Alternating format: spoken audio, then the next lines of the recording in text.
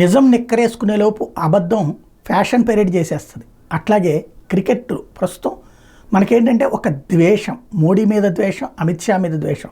ఆ ద్వేషంతో ప్రతిదీ ఒక అబద్ధాన్ని సృష్టించి అబద్ధాల ప్రపంచంలో ఓలలాడిస్తున్నాం సోషల్ మీడియాను అడ్డం పెట్టుకుని.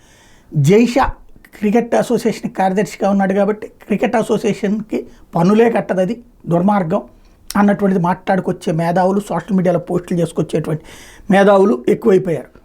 వాస్తవంగా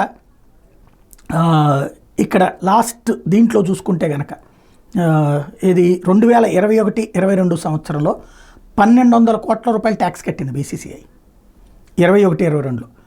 20-21లో 844 కోట్లు కట్టింది. అంతకుముందు 19-20లో 882 కోట్ల రూపాయలు పే చేసింది. ఇది మనం చెప్పేది కాదు.